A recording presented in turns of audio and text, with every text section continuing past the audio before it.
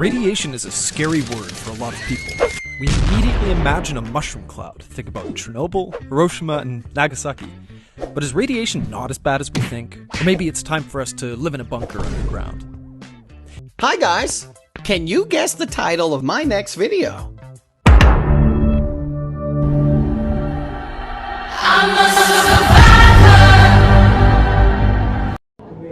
Hello everyone, my name is Aliffah with package number 158875 and my name is Cerolinechryscilla with package number 152039. We will be presenting to you about something interesting, so let's get started. Aliffah, actually it's been 2 days I'm thinking about what topic I should do for my video. Regarding biophysics radiation, do you have any idea? Anyway, I just finished my research about leukemia risk of ionizing radiation exposure. It's very interesting about my topic. Interesting, maybe I can try.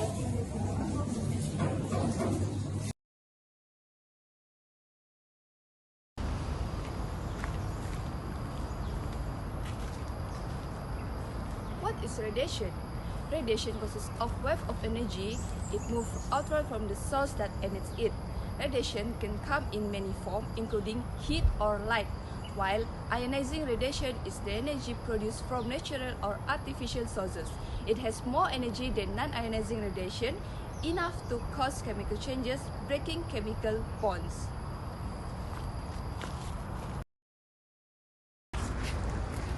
Let me explain more details about that. Each ionization releases energy that is absorbed by the material surrounding the ionized atom. Ionizing radiation deposits a large of energy into a small area.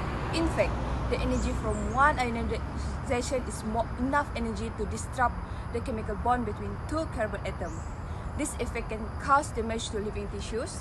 Ionizing radiation is the type that can increase a person's risk of cancer.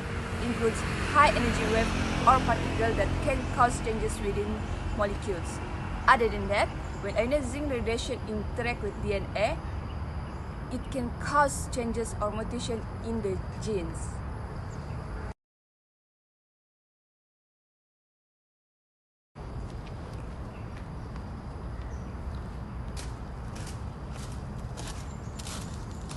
Do you know how radiation can cause cancer?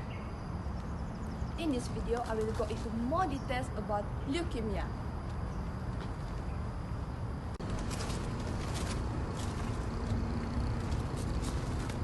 Leukemia is a cancer of body's blood-forming tissues, including the bone marrow and the lymphatic system.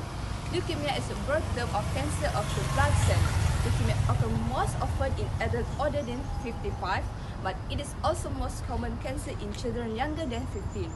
There is much uncertainty about the risk of leukemia after repeated or protracted low-dose radiation exposure, typical of occupational environment and diagnostic medical setting. When leukemia develops, the body produces large number of abnormal blood cells.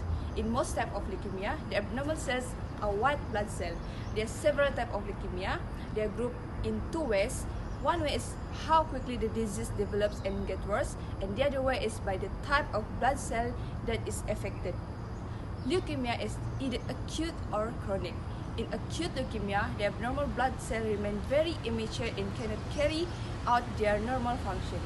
In chronic leukemia, some immature cells are present, but in general, these cells are more mature and can carry out some of their normal function.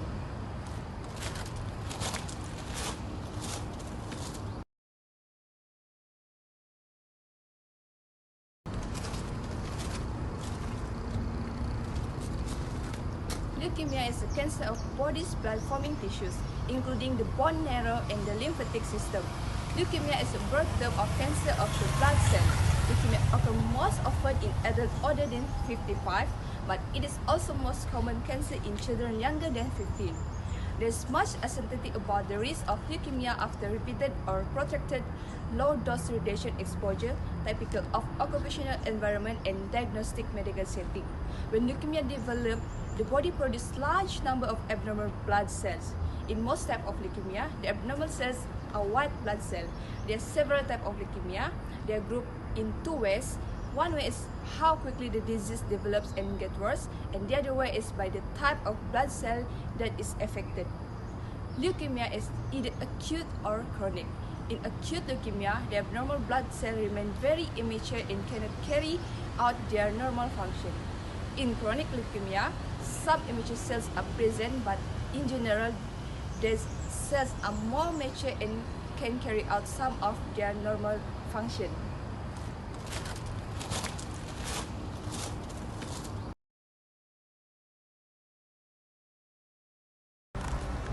In contrast, non-ionizing radiation only causes changes in vibrational and rotational energies within the molecules.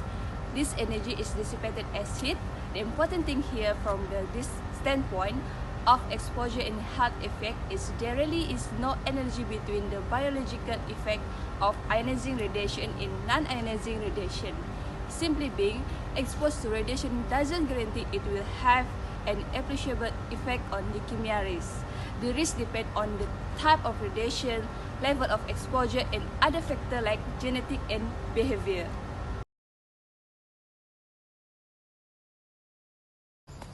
Next, we spoke about a relatively high dose of ionizing radiation exposure familiar to leukemia patients. Radiotherapy was given to kill cancer cells that are already present, while patients obviously receive mutagenic therapies from both chemotherapy and radiation therapy.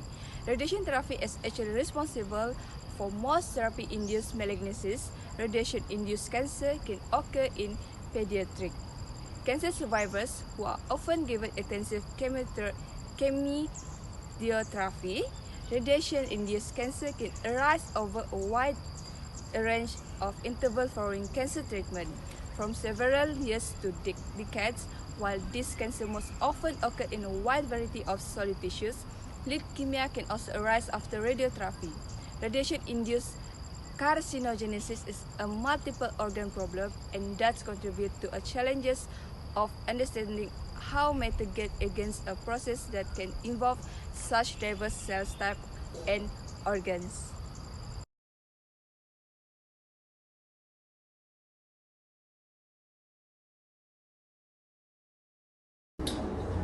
Now we've come to the conclusion that there are many factors that can lead us to leukemia, but the main factor that we show in this video that we need to always be careful is radiation, because we can't see it and we feel it. Last but not least, I hope that from this video you can gain new knowledge about radiation and leukemia. Stay safe and let's meet again in future with different interesting topics.